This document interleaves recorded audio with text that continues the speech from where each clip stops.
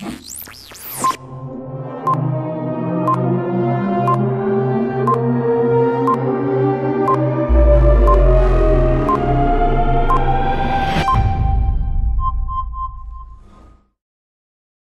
titled this talk, Elias.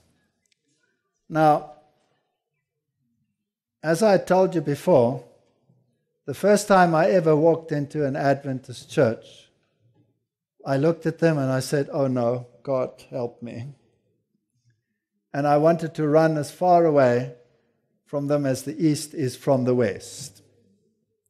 And to be quite honest with you, I came from a very brash, secular world, and some of them looked like nerds to me. And some of those that were the most nerdish and the most irritating to me in the beginning have in the meantime become the most precious to me.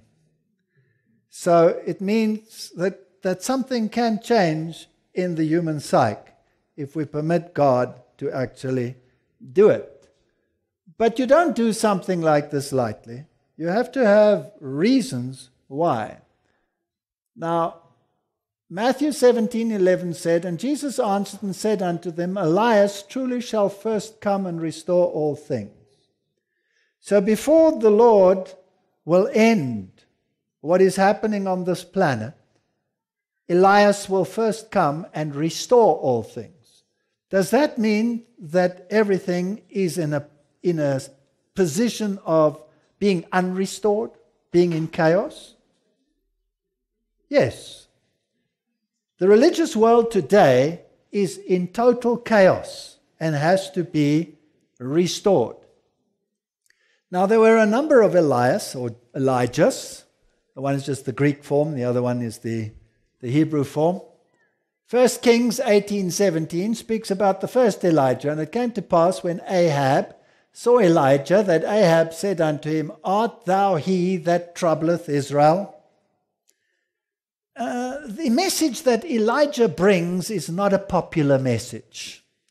The kings of the world are not too thrilled when this message is proclaimed. And for that matter, the people are not too thrilled either.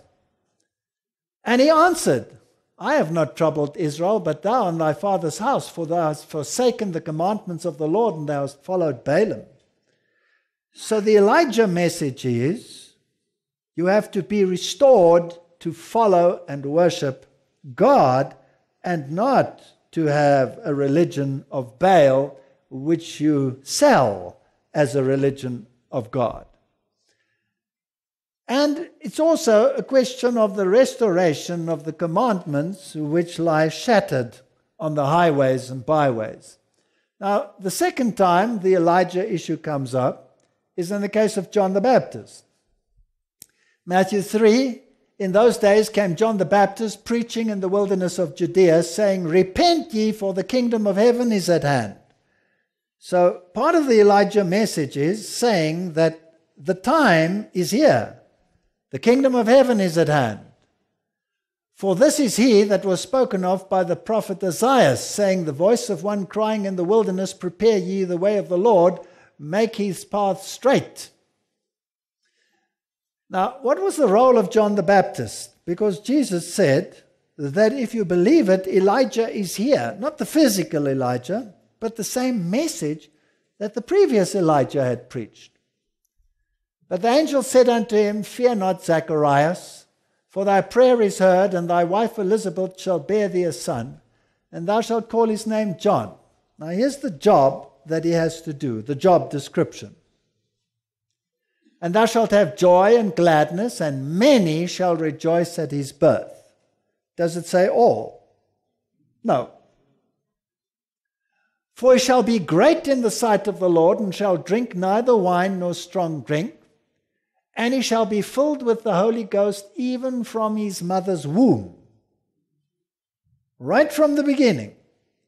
Now there's a typology in that, and we'll come to that later. Could we then assume that the Elias or Elijah that would come just before the great and terrible day of the Lord, that has to restore true doctrine and right thinking, would also be filled with the Holy Ghost from his mother's womb? Yes. Because if type dictates it, then antitype fulfills it. And many of the children of Israel shall he turn to the Lord their God. Does it say all? No. He shall go before him in the spirit and power of Elias. So it's the same message. To turn the hearts of the fathers to the children and the disobedient to the wisdom of the just. So it's a message calling people back to obedience to God. And to make ready a people prepared for the Lord. It's a message that has to go out to prepare people for the coming of the Lord. John the Baptist prepared the way for the first coming of Christ. Just before the end, there will be another Elijah message to prepare a people for the second coming of Christ. The one is a type, it was local.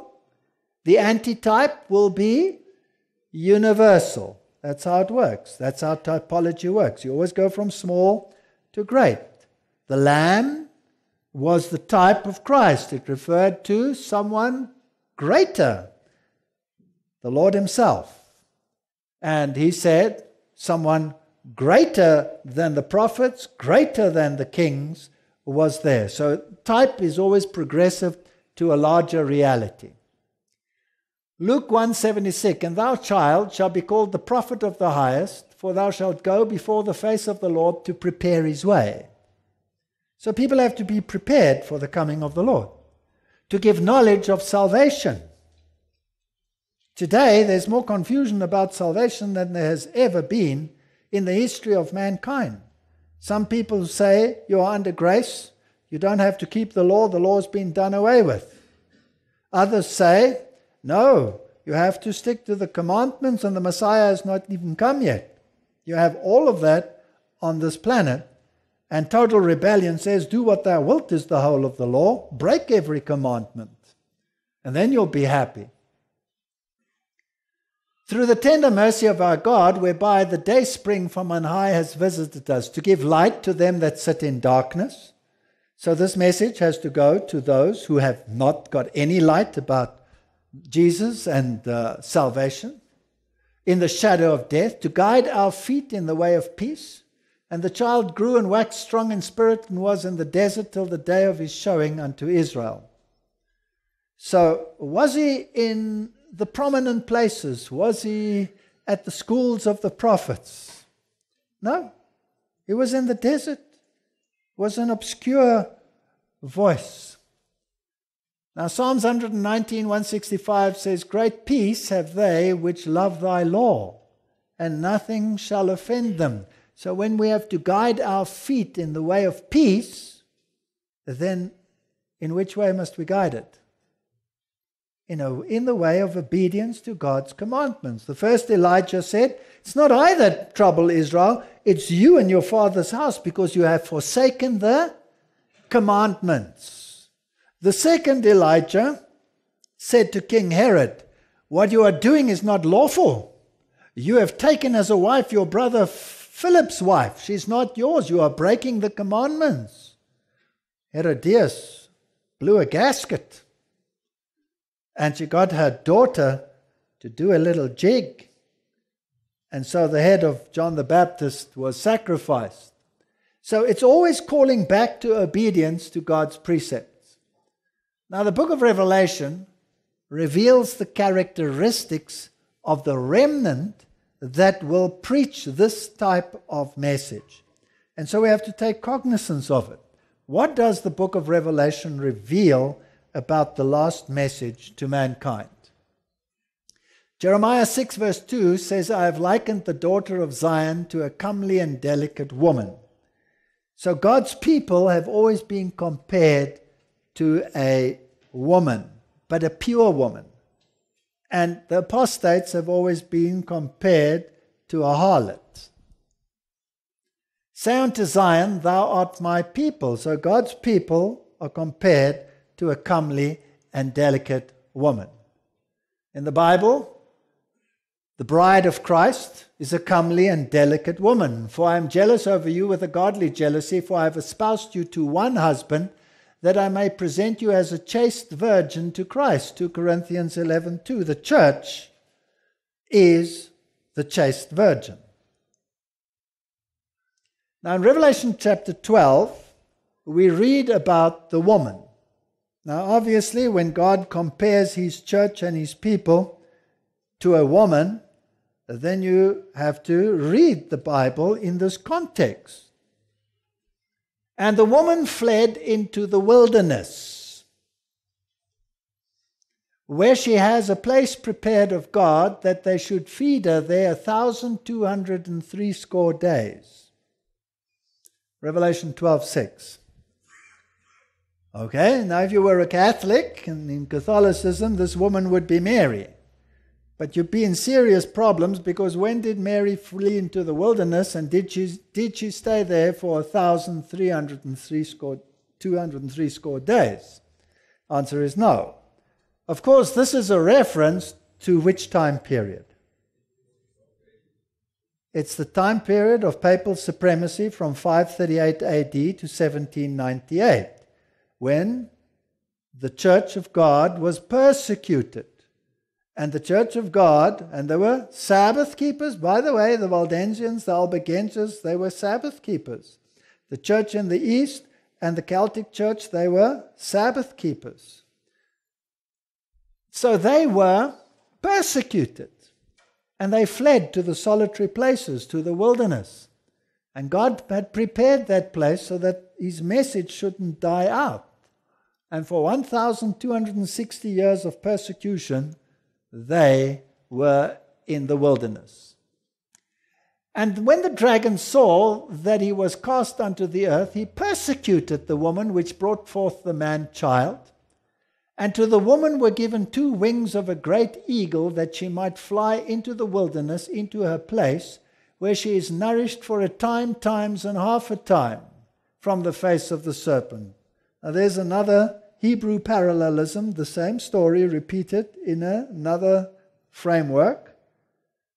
Now, this is where Catholicism says, so it's Mary, because she brought forth Jesus. But Jesus always identified himself with his people, Israel. And salvation is from the Jews, didn't he say so? So out of the Jewish nation, God's people, the Messiah came forth. Did the serpent persecute the Messiah? Yes. And after the Messiah's birth, did he persecute the church that proclaimed salvation in him? Yes or no? Yes. So the woman was given 2 wings of a great eagle, that she might fly into the wilderness, to a place where she is nourished for a time, times, and half a time. That's the same time as the little horn power of Daniel chapter 7, from the face of the serpent. And the serpent cast out of his mouth water as a flood after the woman. What did the papal system use to persecute and destroy these people? The nations. The nations around. The waters you saw are peoples, nations, multitudes, and kings, says Revelation. So he sent the French to destroy the Albigenses, the French and the Italians to destroy the Waldenses. He sent the armies of Europe to destroy Protestantism. He sent the Spaniards with Alva as their general to go and destroy Protestantism in France and in the north, in Belgium and in Holland, and he literally chased the Dutch into the sea. Literally. The entire Belgium was Protestant. Today, nothing is Protestant. The entire north of France, the entire south of France was Protestant. Today, no Protestants. And a small little handful of remnants sitting there in Holland, totally secularized, believing nothing anymore, sitting in their dikes in the ocean, waiting for them to come over. So there was persecution, yes. And the earth helped the woman. And the earth opened her mouth and swallowed up the flood which the dragon cast out of his mouth. So the woman escaped. And where did she go to? She went to the unpopulated areas of the world. Now the second beast of Revelation 13 arose where? Out of the earth. So where did most Christians flee to? To the New World, to the Americas. That's where they fled to. Some of them fled to Africa, and some of them fled to New Zealand and Australia and those areas. Okay, so the earth helped the woman. Now, and the dragon was wroth with the woman. And then he went to make war with the remnant of her seed. And then it has some attributes which keep the commandments of God and have the testimony of Jesus Christ. So after the 1,260 years of persecution, the earth helps the woman and they occupy the new world. That's the time period that we lived in. And then at the end of that, since 1798, at the end of that period, there must be a remnant which keeps the commandments of God and has the testimony of Jesus Christ. So we have a time frame. And the dragon is wroth with this woman, and he goes to make war with that remnant. He doesn't like this remnant. So what is a remnant? Obviously something that is like the original. So it must have the same teachings. It must have a Christ-centered religion. It must teach that salvation is in Christ and Christ alone, and that there is no other name under heaven and earth whereby you must be saved. It must teach that you are saved by grace and grace alone, because that's what the woman taught. So it must teach salvation by faith. But it must also teach that you must keep the commandments of God. Because that's what the woman taught. They kept everything. They even kept the Sabbath. So they must be like the original. And we've been through some of the doctrines of the originals. They even believed, Lutherans and all of these people, the doctrine of soul sleep and all of these issues. They had the same prophetic framework as we discussed of late. So they have to be Protestant. Here is the patience of the saints. Here are they that keep the commandments of God and the faith of Jesus. Revelation 14:12. So there are two aspects that are very important. They have both of them. Today, if you take the Jewish community, they keep the commandments. They're standing on one leg. They reject Jesus as the Messiah. Christianity at large today accepts Jesus as the Messiah and rejects the commandments. What about standing on two legs? Isn't that a good idea? Wouldn't you be more stable? Keeping the commandments not as a means to salvation, but as a consequence of salvation. Go and sin no more. So they must have both attributes. Revelation 22:14, blessed are they that do his commandments, that they may have the right to the tree of life and may enter in through the gates into the city. What did Jesus say when the rich young ruler came and asked them, what must I do to have eternal life? Keep the commandments. Keep the commandments. And Jesus said, I have not come to abolish the law, but to fulfill it. Not one jot or tittle will disappear from the law until all things have been accomplished. If you love me, keep my commandments. John 14:15. So this is an essential part of the remnant teaching.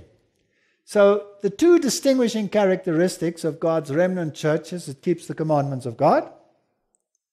Number two, it has the testimony of Jesus. Now that's tricky. What does that mean? What is the testimony of Jesus? Well, let's read it in the Bible. And I fell at his feet to worship him. So an angel is giving John the revelation, and he falls at the angel's feet, and the angel rebukes him and says, no, don't do that. He said to me, see that thou do it not. I am thy fellow servant and of thy brethren that have the testimony of Jesus. Worship God. For the testimony of Jesus is the spirit of prophecy. So now you know what the testimony of Jesus is. It's the spirit of prophecy. So the remnant church must keep the commandments. They must have the faith of Jesus. And they must have the spirit of prophecy. 3 identifying features. So God's last day church would keep the commandments and have the gift of prophecy. Now let me go to Revelation chapter 10, which is a beautiful story of the how shall I put this? Of the growth of the remnant and how it was to take place. Revelation chapter 10 tells the story, and I saw another mighty angel come down from heaven, clothed with a cloud, and a rainbow was upon his head, and his feet were as it were the sun, and his feet as pillars of fire. Now, the only ones who had such visions were the prophets of old. Daniel describes him in this way. It's a vision of Jesus Christ, who shines like the sun. And he had 1 foot on the sea and 1 foot on the earth. He covered the entire globe, the nations, the uninhabited places. He was Lord of lords and King of kings. And he had in his hand a little book open, a scroll. And I heard a voice from heaven saying unto me, seal up those things which the 7 thunders uttered, and write them not. Now the voice of God is like thunder. 7 is the divine number. Seal up the things which God had said, and write them not. And the angel which I saw stand upon the sea and upon the earth lifted up his hand to heaven, and sware by him that liveth for ever and ever, saying, ever and ever, who created heaven and the things that therein are, and the earth and the things that therein are, and the sea and the things which therein are. So this is the seal of God. This is the jurisdiction of God. You also find it in the 4th commandment, that same statement. For in 6 days the Lord made heaven and earth, sea, springs of water, etc. There should be time no longer. Now what time is this talking about?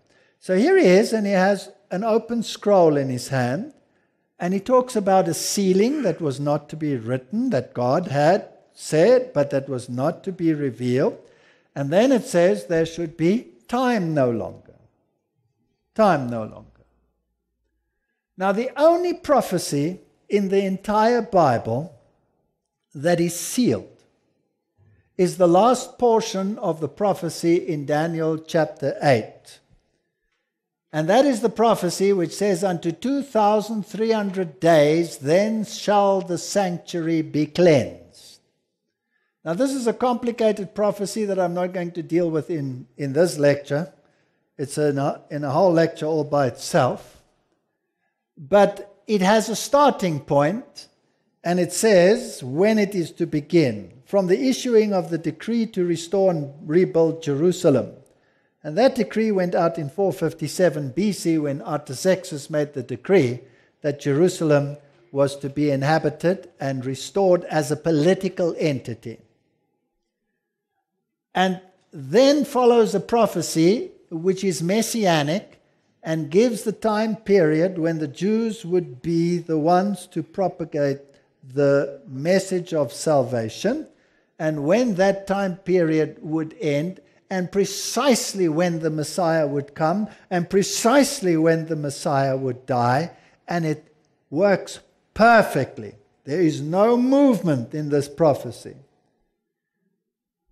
And then in AD 34, when that first portion of the prophecy is fulfilled, then the time of the Gentiles would come when they would proclaim the gospel. And then Paul was called to preach the gospel to the Gentiles, and Peter had the vision that he should call no man impure, that the gospel should go to the Gentiles.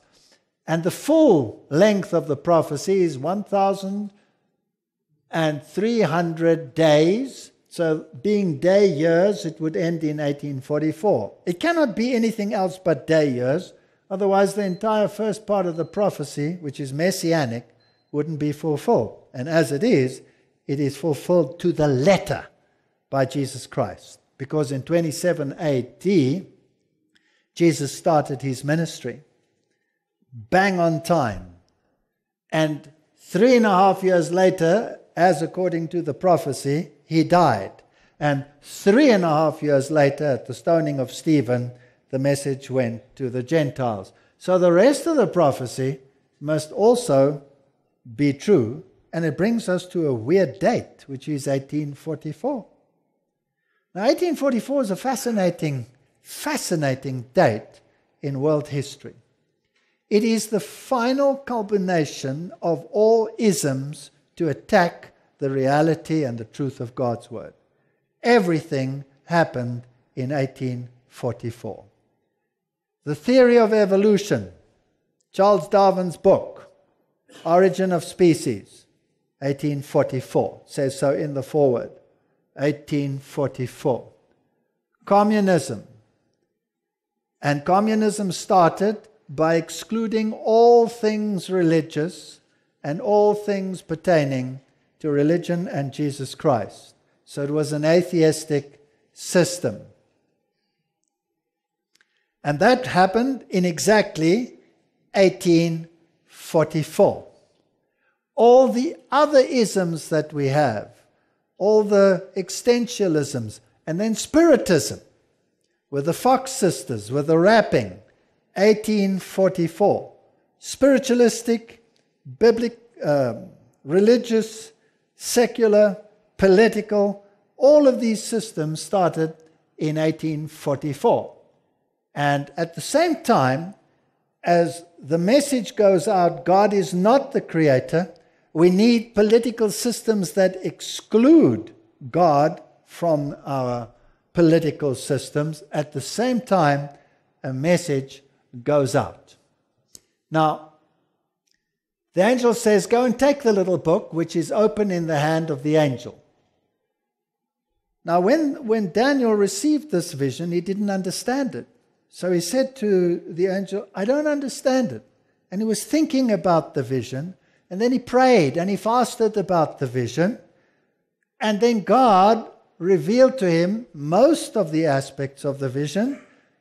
And the last part, God said, is sealed to the time of the end. It is sealed until the time of the end. And Daniel still wanted to know what it meant about, and God said to him, you, Daniel, go your way. You will rest, and you will go to your grave, and you will sleep, because this vision is sealed until the time of the end. And nobody ever wrote anything about this portion of the vision, and nobody understood the vision of the 2,300 days until the time of the end. Now, when does the time of the end start? In Daniel chapter 12, it tells you the time of the end starts at the end of the 1,260 days. We have a date for that. When is that? 1798. So from that time onward, exactly when the remnant would be persecuted by the serpent, the dragon, then this vision would be unfolded. So now the angel has this book in his hand, and he says, and it's open now, and he says, take it and eat it up. And it shall make thy belly bitter, but it shall be in thy mouth sweet as honey. And I took the little book out of the angel's hand, and I ate it up. And it was in my mouth as sweet as honey, and as soon as I had eaten it, my belly was bitter. And he said to me, thou must prophesy again before many peoples and nations and tongues and kings. You must prophesy again.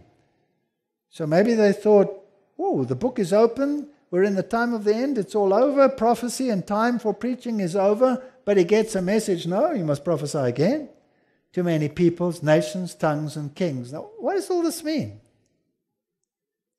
Let's go to parallel texts to unpack it.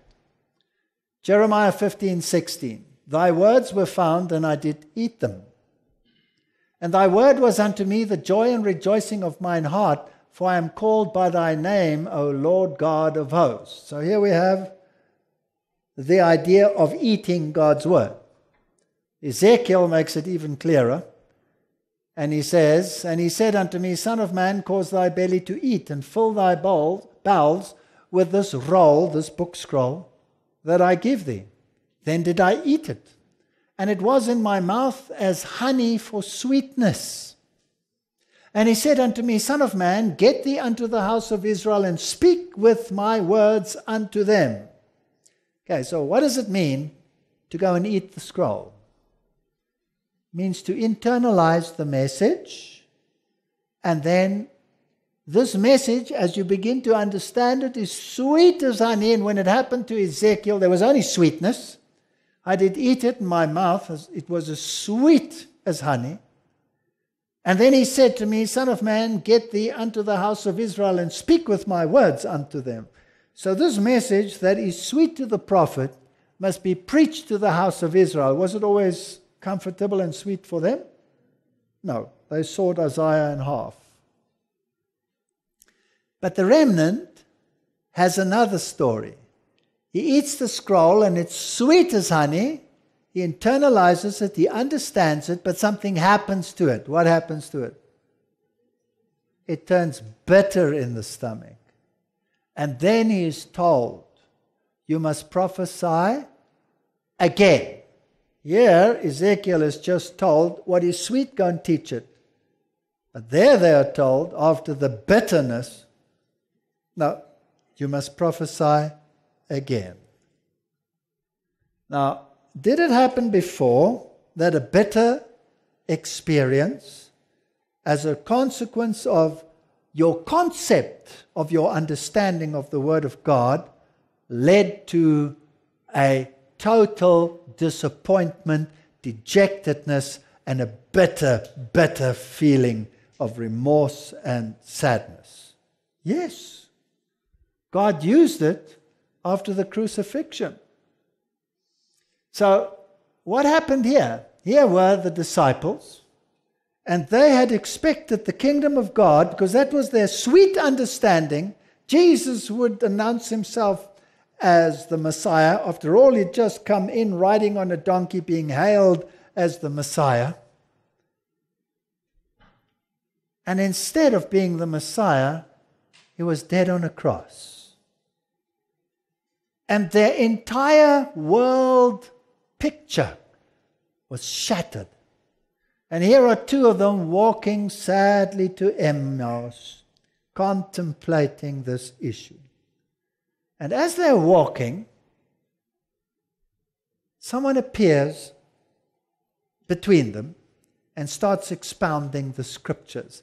And starting with the beginning of the Bible, working its way through all the way, he expounds those things concerning himself. And all of a sudden, the light goes on. And the bitter experience and the disappointment turns into what? Great joy. And after they recognized him as the Messiah, they didn't walk dejectedly, dragging their feet all the way back to tell the other disciples. They ran back. Now, why did God allow this bitter disappointment? After all, he told them ahead of time that the Son of Man was going to die. But they didn't understand it. It was sealed to them. They didn't comprehend it. And when it finally happened, they were totally devastated. Until they understood the fullness and the meaning of the scriptures, once Jesus had personally come and enlightened them, and the lights went on, and they went and they prophesied again. And God permitted this sadness to separate the dross from the silver. Because there were so many hangers-on to this Christianity, they were not really convicted in their hearts. But when the crucifixion took away that dream, who was left? A small little handful. And with that small little handful, Jesus could do something. And from that grew the great Christian movement. So the same method would be used at the end. They said, we trusted that it had been He which should have redeemed Israel. And besides all this, today is the third day since these things were done. Our dreams are shattered. And I saw another angel fly in the midst of heaven, having the everlasting gospel to preach unto them that dwell on the earth, and to every nation, kindred, tongue, and people, saying with a loud voice, give ear Fear God and give glory to him, for the hour of his judgment is come, and worship him that made the heavens, the earth, the sea, and the fountains of water. Revelation 14, 6 and 7. So here at this period of time, after the 1,260 years, a scroll is opened, a sealed prophecy is unsealed, people internalize it, misinterpret it, become totally dejected, then in the same fashion receive instruction and enlightenment on the true meaning of the prophecies, and they are told to go and preach again to many peoples, nations, and tongues. And what are they to preach again? The hour of his judgment has come. Worship him that made the heavens, the earth, the sea, and the fountains of water. Again, where do we find that? It's the seal of God. You find it in the fourth commandment. That's the place where it is. So, worship God. Give glory to him. And the hour of his judgment has come. You see, they believed that when they opened the scroll and the prophecy said there is time no more, and the sanctuary would be cleansed, they believed that, well, maybe the sanctuary is this earth, and it's going to be cleansed, and time is finished, and Jesus will come. And prophecy is over. And they rejoiced, and they waited for the year, and the year came, and the year went, and Jesus didn't come, and they were bitterly disappointed. Now, who am I speaking about? I'm speaking about a whole plethora of religious people out of every single denomination on the planet, with hundreds of pastors from all denominations reacting to the preaching of the Millerites that Jesus was coming as a consequence of their understanding of those prophecies, which they misinterpreted. But then they studied them again, and they discovered the great sanctuary message, the plan of salvation in the sanctuary message of the Old Testament. And the cleansing of the sanctuary was something that took place at a time period in the Jewish calendar where it typified the removal of sin from the sanctuary. And it was a time when they had to live a life which was consecrated totally to God, or else they would be cut off. Thou art worthy, O Lord, to receive glory and honor and power, for thou hast created all things, and for thy pleasure they are and were created. So a message went into the world, 1844, which said, God is not the creator of this world. Do you think God would leave a message like that unchallenged? Or would he empower them to send another message diametrically opposed? We are living in the time of judgment. We're living in the antitypical Day of Atonement, and we must worship him who made. Two messages. Revelation 14:8, and there followed another angel saying, Babylon is fallen, that great city, because she made all the nations drink of the wine of the wrath of her fornication. And who's Babylon? Babylon consists of three components: the beast, the false prophet, and the dragon. Now, we discussed them in these lectures. The beast, the reformers said, was Catholicism. The false prophet was the one that came out of the earth, Protestantism, that was doing the work of the first beast on his behalf and propagating the principles and the mindset of the first beast.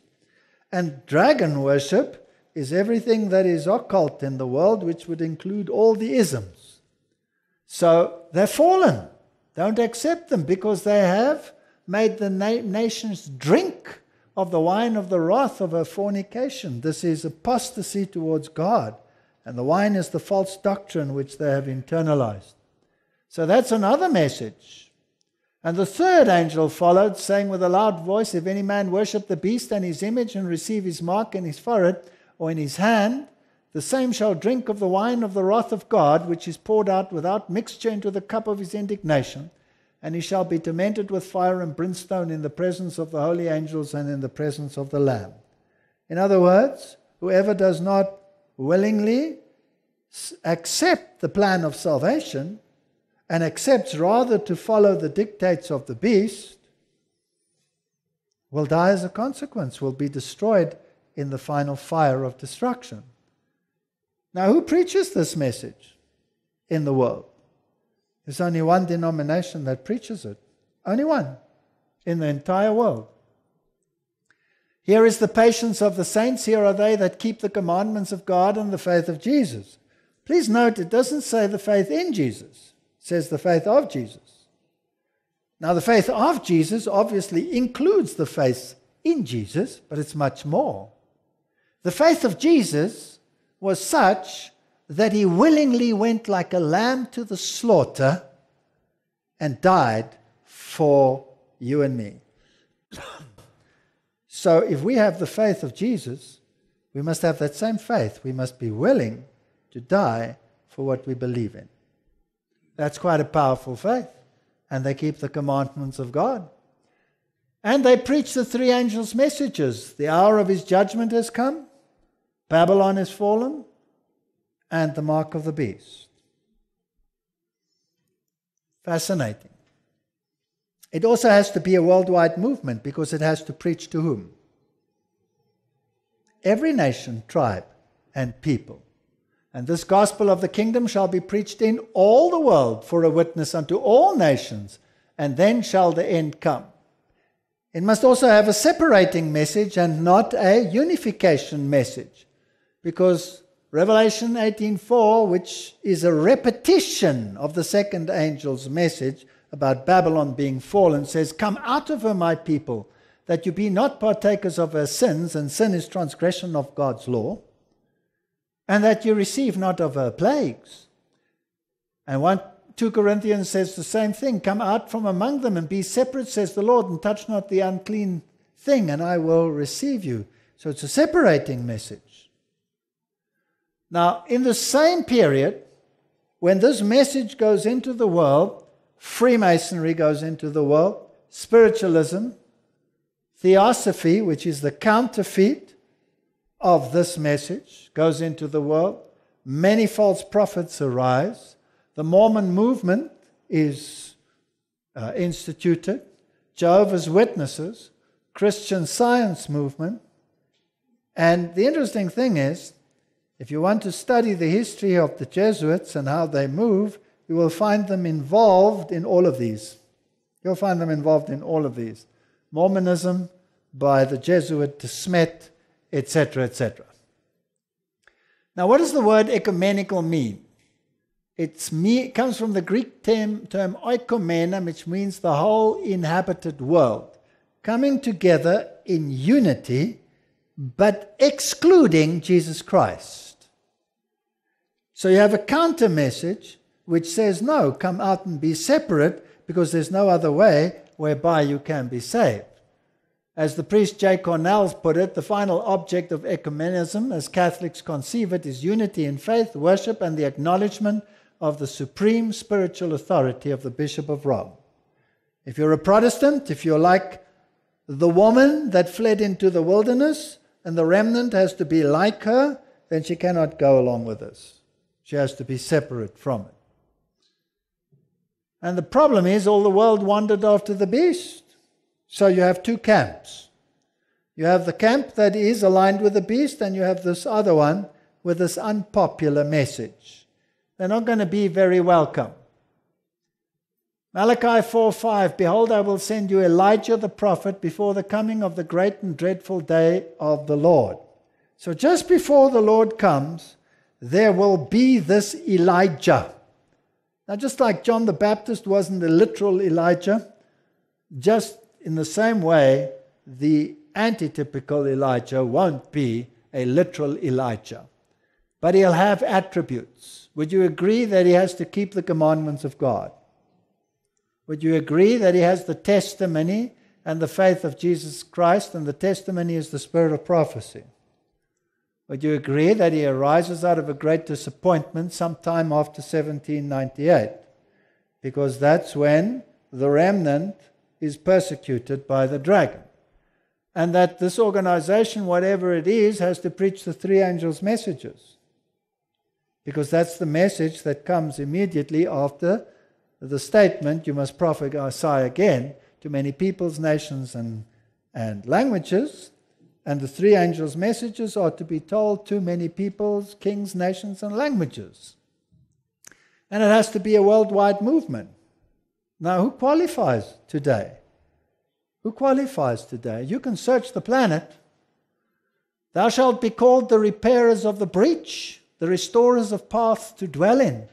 If thou turn away thy foot from the Sabbath, from doing thy pleasure on my holy day, and call the Sabbath the delight, the holy of the Lord, honorable. This is a prophecy of the restoration. They will be called repairers of the breach. Now, the wall was the wall that protected Israel, and it was a symbol of the law. There's a breach in the wall. There's a hole in the wall. The Sabbath commandment is gone. The law of God has been done away with through modern ideologies. So they have to be repaired. Restorers of paths to dwell in. In other words, the ancient doctrines must be brought back to life. A right understanding of law and grace must be introduced into the world. And the Sabbath must be restored. That's part of the job of the remnant. Now, who does all that? So the final reform must be very similar. The Elijah message was one of repentance, call to follow God with the whole heart, keep the commandments. John the Baptist was an antitype of Elijah, and the same clarion call must be with the final Elijah. Now, the Advent movement arose at the end of the 18th century. Bang on time, the Advent movement starts. There was no Seventh-day Adventists. It's an Advent movement. It came out of all the denominations at precisely the right time in history. It appeared. It was an international movement. It came at a low tide of human spirituality. America had witnessed the turmoils of war and bloodshed. Europe had witnessed the French Revolution. God had been written out of the Constitution. The Bible had been banned. People were deists. There was no religion left of any value. And in this darkness, God wakes up a movement. So the revolution had sacrificed truth to the goddess of reason, and U.S. Leonard Woolsey Bacon summarized the moral standard as follows. He writes, "The closing years of the 18th century show the lowest low water mark of the lowest ebb tide of spiritual life in the history of the American church. The demoralization of army life, the fury of political faction, the catch-penny materialist morality of Franklin, the philosophic design of men such as Jefferson, the popular ribaldry of Thomas Paine, probably one of the most vile occultists who ever walked this planet, and he's probably responsible of most of what happens in the political system of the United States, had wrought together with other untoward influences to bring about a condition of things which the eye of little faith seemed almost desperate." That's what the world was in, the state it was in. And out of this hopeless situation came the Great Revival. All of a sudden, in Europe, in America, there was a great emphasis on the second coming of Jesus. Prophecies of Daniel and Revelation were scrutinized. Suddenly, the British and the foreign Bible societies were formed. 1804, the American Bible Society, 1860, the American Home Missionary Society. And one of the most prominent preachers of all was a man by the name of William Miller. And he's probably the most unlikely candidate that you could ever come up with. And, you know, I have an idea that God specializes in unlikely candidates. Why was he an unlikely candidate? Well, he was a deist. A deist is someone who believes, well, there's a God up there, but he's got nothing to do with us down here. He set the ball rolling, and then he left us to this misery, and he doesn't care, and there's no communication between him and us. He's up there, we're down here, we never meet. Bye. That's a deist. And he had no formal religious training. Then he was also a Baptist, but he became disillusioned. But in 1816, he decided that he was sick and tired of all of this, and on top of all, he was a Freemason. And he put all this stuff aside, and he decided that he was going to study the Bible and nothing else, and let no one tell him what it means. And for 2.5 years, I think it was, he locked himself up. And this is what he wrote. While thus studying the scripture, I became satisfied that if the prophecies which have been fulfilled in the past are any criterion by which to judge of the manner of the fulfillment of those which are future, that the popular views of the spiritual reign of Christ, a temporal millennium before the end of the world and the Jews' return, are not sustained by the word of God. For I found that all these scriptures on which those favorite theories are based are as clearly expressed as are those that were literally filled at the first advent or at any other period in the past. I found it plainly taught in the scriptures that Jesus Christ will descend to this earth, coming in the clouds of heaven in all the glory of his Father. Correct or not? We did it yesterday. That at the coming, the kingdom and dominion under the whole heaven will be given to him, and the saints of the Most High will possess it forever and forever. Biblical? Okay. That at his coming, the bodies of all the righteous dead will be raised, and all the righteous living will be changed from a corruptible to incorruptible, from mortal to immortal state. Correct? That they will all be caught up together to meet the Lord in the air and will reign with him forever in the regenerated earth. Correct? I found that the only millennium taught in the Word of God is the 1,000 years which are to intervene between the first resurrection and the rest of the dead, and that of the rest of the dead. Correct? Is that what the Bible teaches? Funny that nobody else teaches it. As inculcated in the 20th of Revelation, that it must necessarily follow the personal coming of Christ and the regeneration of the earth. That till Christ's coming and the end of the world, the righteous and the wicked are continued together on the earth, and that the horn of the papacy is to war against the saints until his appearing and kingdom, when it will be destroyed by the brightness of Christ's coming. Correct or not? Here's a deist writing who doesn't even believe in a personal God, and he's decided that he's only going to study the Bible and see what the Bible says and forget about all the teachings out there and all the confusion. It must necessarily follow that the various portions of Scripture that refer to the millennial state must have their fulfillment after the resurrection of all the saints that sleep in Jesus. I also found that the promises respecting Israel's restoration are applied by the apostle to all who are Christ's. Is that correct? Yes. The putting on of Christ constituting them being Abraham's seed and heirs according to the promise. There's nothing there that I cannot agree with. Nothing. So regarding prophetic interpretation, William Miller applied the day-year principle exactly as the Reformers had applied it.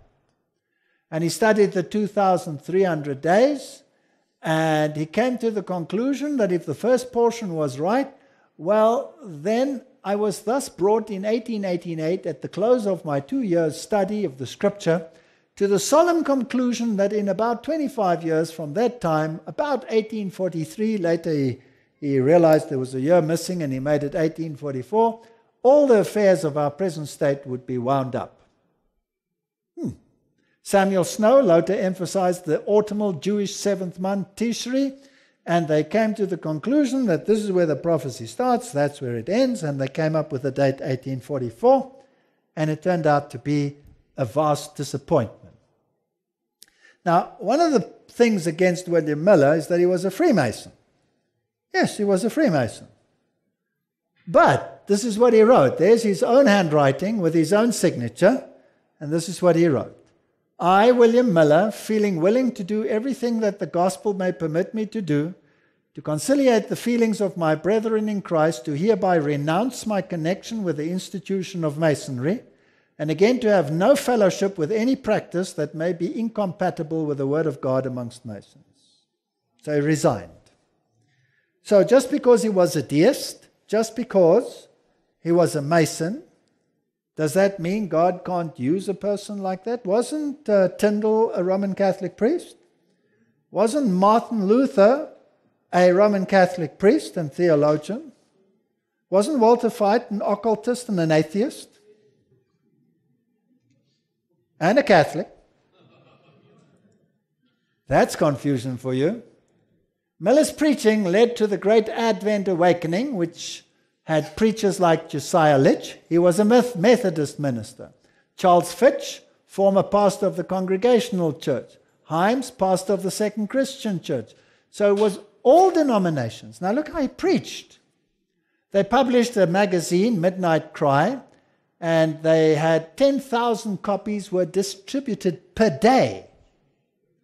They preached at 130 camp meetings held between 1843 and 1844. Up to 1 million people attended. And the entire population of the United States then was 17 million. So he personally spoke to 1 in 17 in the entire United States. That's quite something. He preached 4,000 sermons in approximately 500 towns and cities. And the strangest people were involved. Litch, 19th century physician, minister of the Methodist Episcopal Church, accurately predicted 2 years in advance the fall of the Ottoman Empire, applying the day-year principle. And Joshua Himes published the first Millerite newspaper, The Signs of the Times, and they started another newspaper called the Midnight Cry. These were not Seventh-day Adventists, these were Adventists. And then after the Great Disappointment, there was only a handful left. And they studied the scriptures and studied the sanctuary message, and all of a sudden the plan of salvation blossomed. And suddenly they understood the gospel message as inculcated in the sanctuary message. Jesus was our righteousness. The altar of burnt offering stood for the cross. The laver stood for the washing of rebirth. The candlestick, Jesus the light of the world. Jesus the mediator. Jesus the showbread. And the law of God, and he being the mercy seat, and the rituals and all of those things. And so after a conference meeting, 5 pillars of Adventism were discovered. The first one, the sanctuary doctrine, which explained the gospel in type. Then the doctrine of the second advent. Then the Sabbath. Then the state of the dead. And then the spirit of prophecy. Now let me explain something to you. All of these were discovered by Bible study in exactly 1844. That's really quite something. This is different people, totally different backgrounds, the weirdest backgrounds you can ever expect.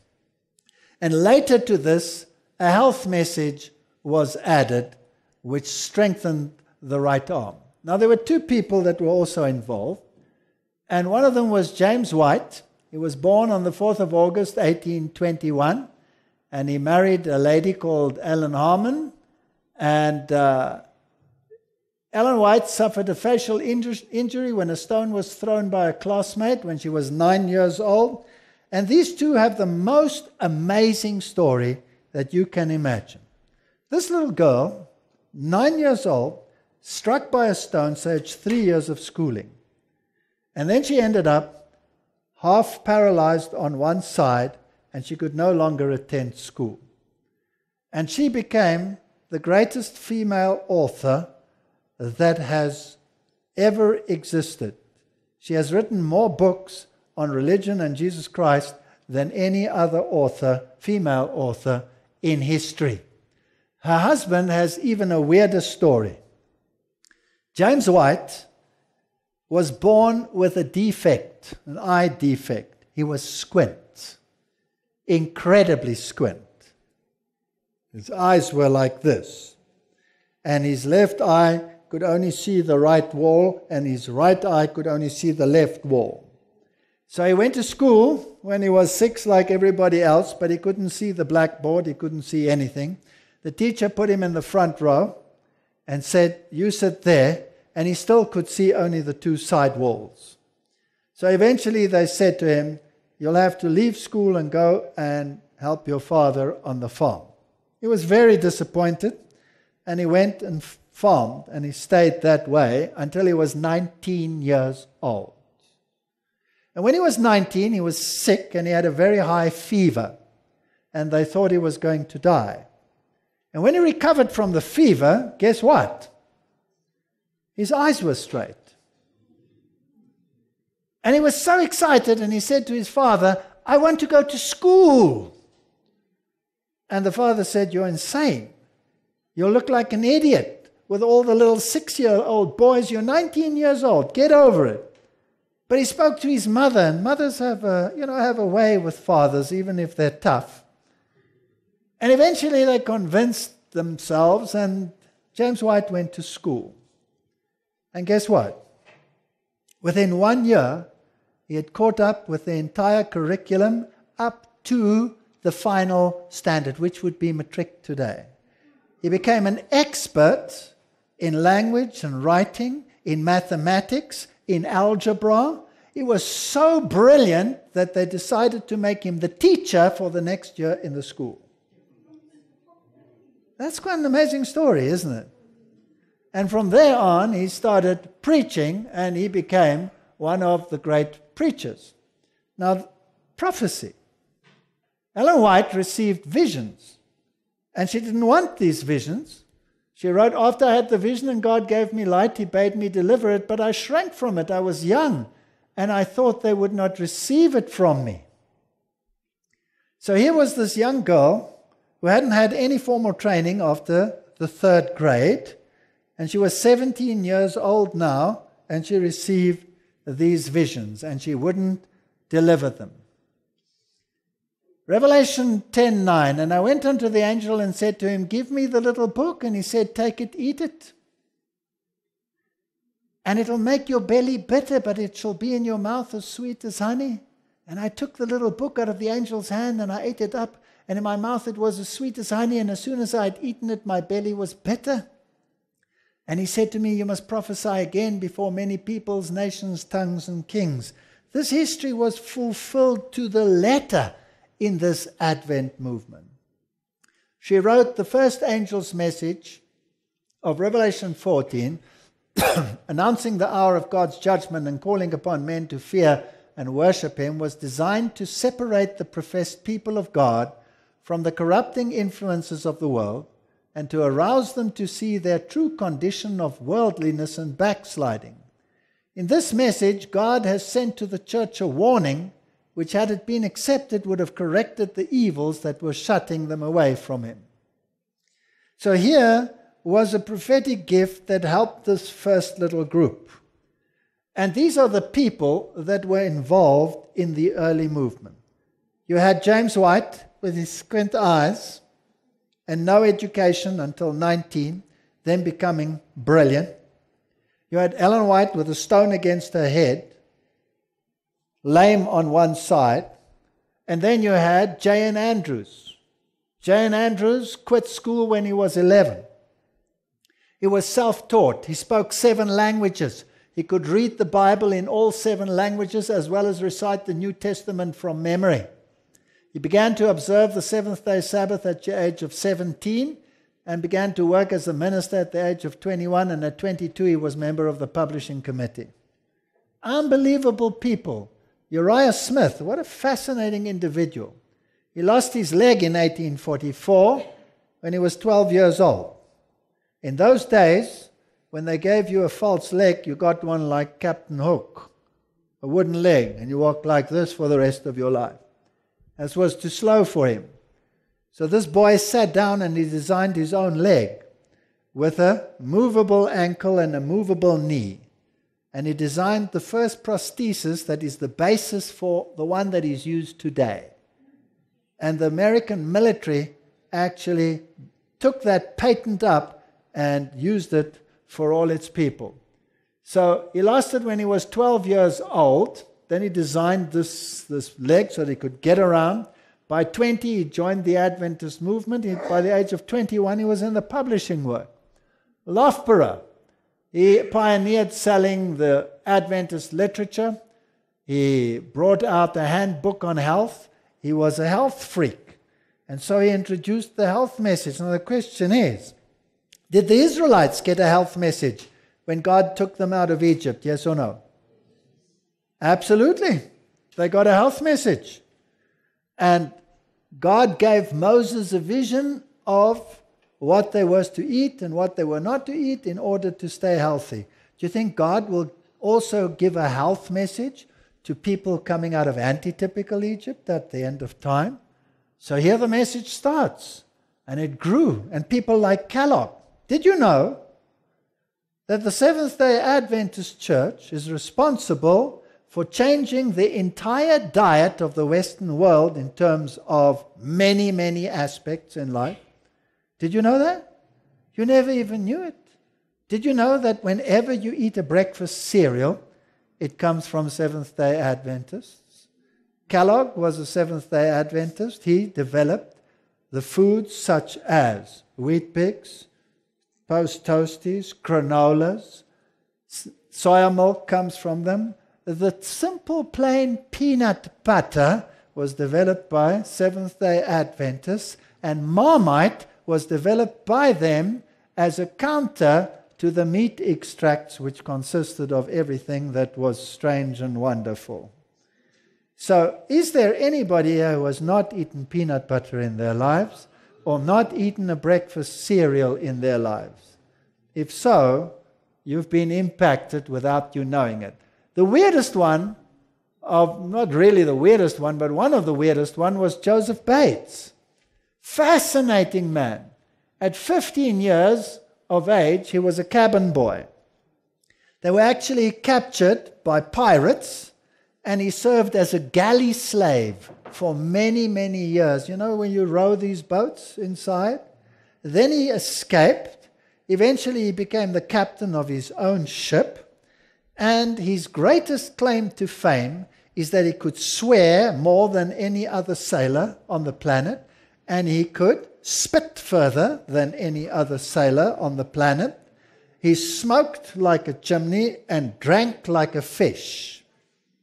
And he was an avid reader of penny horribles. So he always had a crate of books that he took with him on his voyages. But he had the good fortune of marrying a good woman. Never underestimate a good woman. And this woman, knowing his bad habits, always sneaked a Bible into his cabin, into his cabinet. And he never read it. He always read the horrible books, you know, the Ludlams and all of those. He read those, paraphrasing. And then one day he decided he was going to start reading this other book. And it totally changed him, there all by himself. And he became a totally changed man. He gave up smoking. He gave up swearing. He gave up spitting. He gave up drinking. And he became an avid Bible student. And he's the first one to write about the Sabbath day, and that it is God's day and that it should be introduced again into the world. So he became a model health reformer, had great spiritual fervor, the weirdest bunch of people under the sun. Stephen Nelson, he became an evangelist. He traveled to New Zealand, to Australia, to London, to Western Europe, to Southern Africa, to India, to China, to Japan, baptized people on all of those continents. And the message spread. So Ellen Harmon, lame, uneducated, receives a vision at 17. Abaddon was 21, Bird 20, Butler 22, Daniels 20, Hiram Edson 37, he was the oldest, Haskell 20, Moses Hull 20, Loughborough 20, Sarah McEnteffer, a tough lady who made sure that everything was just perfectly right when it went out. They were all in their 20s. How old were the disciples? Also in their early 20s, and probably 17. John was probably 17 when he joined as a disciple of Jesus. Now, the Bible says in 1 Corinthians 1:26, "For you see your calling, brethren, how that not many wise men after the flesh, not many mighty, not many noble are called, but God has chosen the foolish things of the world to confound the wise, and God has chosen the weak things of the world to confound the things which are mighty. And the base things of the world and the things which are despised has God chosen, yea, and things which are not, to bring to naught things that are, that no flesh should glory in his presence. But of him ye are in Christ Jesus, who of God is made unto us wisdom and righteousness and sanctification and redemption, that according as it is written, he that glorifieth, let him glory in the Lord. So here was a bunch of people that the elite of the world might despise. But so was John the Baptist despised. He was not trained in any of the schools. And so the disciples, they were simple fishermen. There was only one learned man amongst them, eventually, and he wasn't part of the original crowd, and that was Luke. He was a medical doctor, and Paul later, who was a highly educated theologian, but the rest were simple fishermen. So the greatest heroes that ever walked amongst men was born in a manger, crucified on a cross, rejected and despised, to this day is maligned, marginalized, misrepresented, even by those who supposedly serve him. This is nothing new. Isaiah 53 verse 2, he shall grow up before him as a tender plant and as a root out of dry ground. He has no form nor comeliness.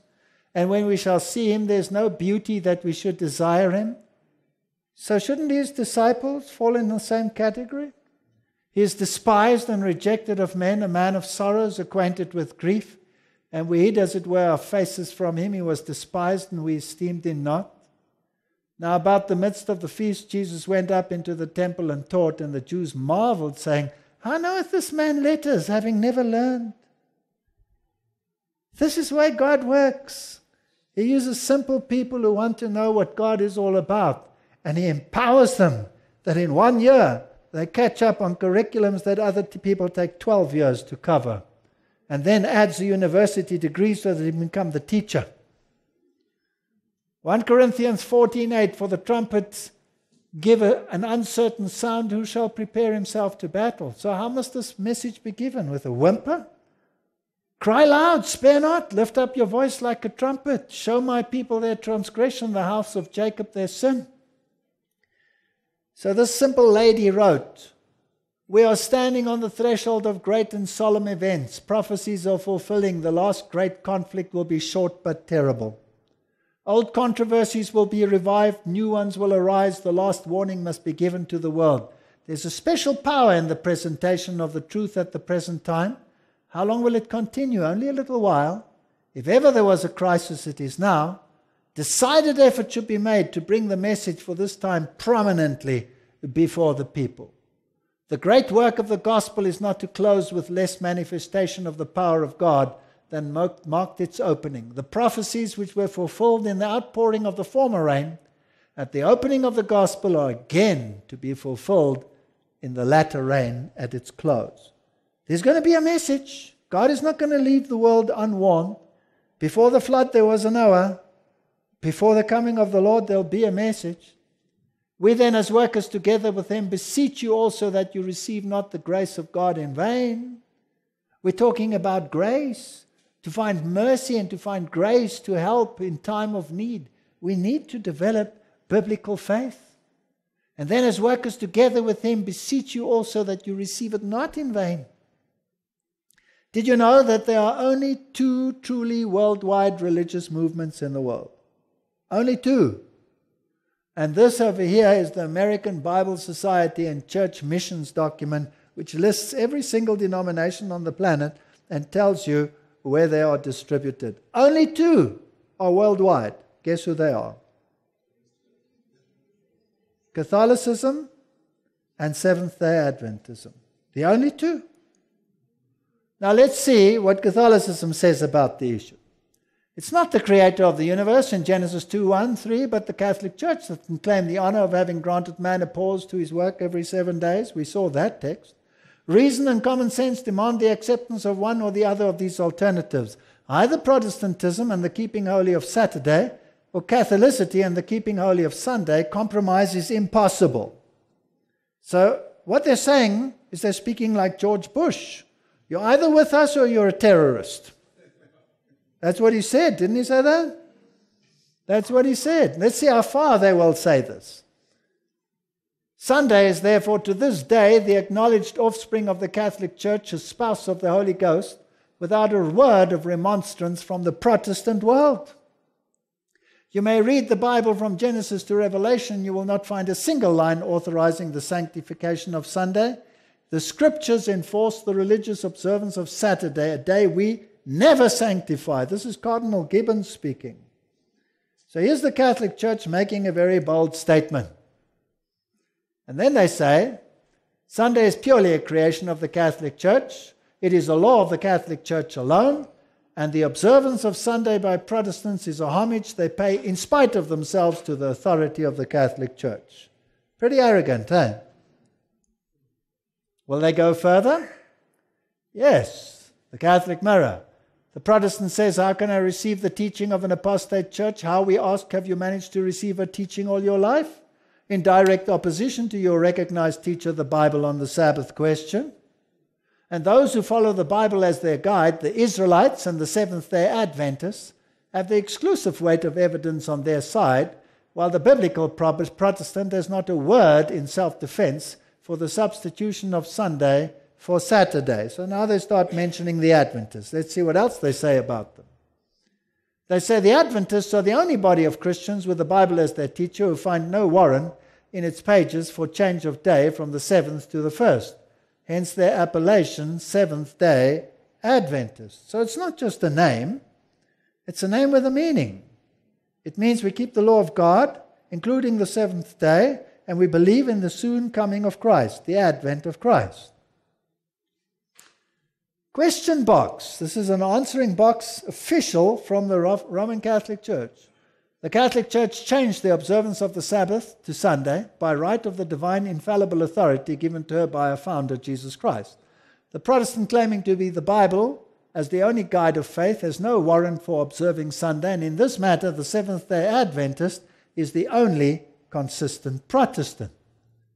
And then the Cardinal writes in the Catholic Sentinel, people who think that the Scriptures should be the sole authority should logically become Seventh-day Adventists and keep Saturday holy.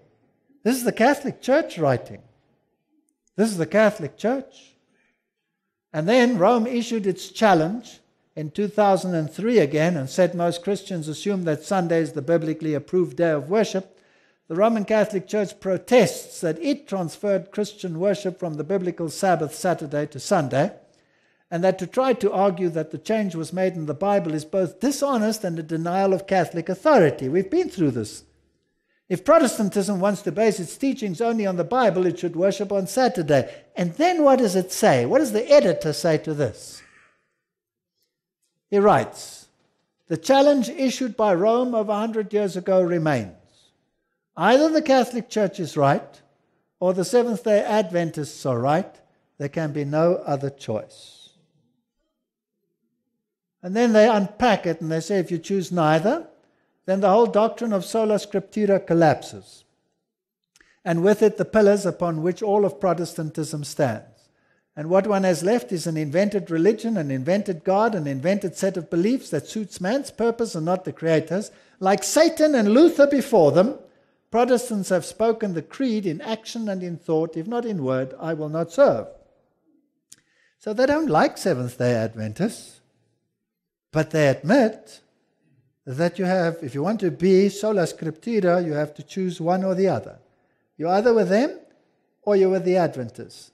Now this is tough. I was a Catholic. I was also an occultist. My mother was a Lutheran. My natural inclination would to be like the Lutherans. But the Lutherans don't keep the Sabbath. The Lutherans have changed their doctrines away from what Martin Luther believed, and they believe something totally new. I need some remnant that believes like the original. And so here is an impasse. And now this church that I belong to says, you're either with us or you're with them. So what kind of church is this? This is a massive church. In every single country, it's a minority and a sect. But worldwide, it is massive. It is the largest Protestant worldwide movement in terms of education. The Adventist Church has more schools per capita than any other denomination other than Catholicism on the face of the planet. It is the largest health distributing organization in the Protestant world. It has more hospitals and medical practitioners and dentist practitioners than any other Protestant denomination in the entire world. Doesn't matter where you go. If you go to Europe, you will find them. If you go to Zurich, you will find them. If you want to go to a hospital, you will find them all over Europe. You'll find them right next to the Vatican in Rome. This is the Adventgemeinde in Switzerland. This is our college in England. And these are camp meetings all over the world. There's St. Helena's Hospital. There's Loma Linda Hospital. By the way, the budget of this one institution exceeds the entire budget of the Dutch Reformed Church in its heyday. One institution. This is not a small little group of people. This is groundbreaking research. This is where they did some of the most magnificent surgery. And you will find a whole health section with alternative medicine at the same place, practicing conventional medicine with operations together with natural help and alternative, and hundreds and thousands of small institutes scattered in the strangest little places in the world, with little health shops, little bookshops, bakeries baking good bread, whether you go to Norway or not. These are African hospitals. This one is in Malawi. This is the institute in the Cape. This is Heidelberg College. So it's a large institution. And they keep the commandments because Jesus said, if you love me, keep the commandments. Now, are they perfect people? Let me tell you what they are. They are pathetic. Am I being too crass here? What does the Bible say about them? What is the state of Laodicea? You are blind, pitiful, wretched, and naked. And I counsel you to buy from me food or salve or gold to be refined in the fire. I counsel you to buy gold refined in the fire, and eye salve that you may see, or else I will spit you out of my mouth. Let me tell you that this church is more of a hospital than it is a church movement. It is a hospital. And the people that are in it have been crippled and maimed and blinded and bludgeoned by the world. And God specializes in such people. And He goes and picks them up. And Satan despises them. And he says, is this the best you've got? These miserable individuals? And God says, you watch me when I turn these miserable individuals into people that are on fire for my word and who love me because I have redeemed them. And they are a fire on this world. The ark was full of smelly creatures. The ark was full of manure. But if you were not in the ark, you were outside in the storm. So that is the choice of the matter. And the Spirit and the bride say, come. And let him that heareth say, come. And let him that is athirst come. And whosoever will, let him take the water of life freely. You know, people always say to me, I love this truth. I love what you are saying. I understand the Sabbath, but I want nothing to do with the denomination. Because that is something that I do not anticipate ever doing again. I've come out of this denomination, that denomination, and I'm through with denominations. The Spirit will lead me. I will follow God and I'll do these things, but I'll do them by myself. Did God operate like that in the beginning, yes or no? No. When He converted Paul on the road to Damascus, what did He do? Send him to the church. And the church, did they welcome him with open arms, or were they scared spitless? They despised him. They were scared of him. He was a monster.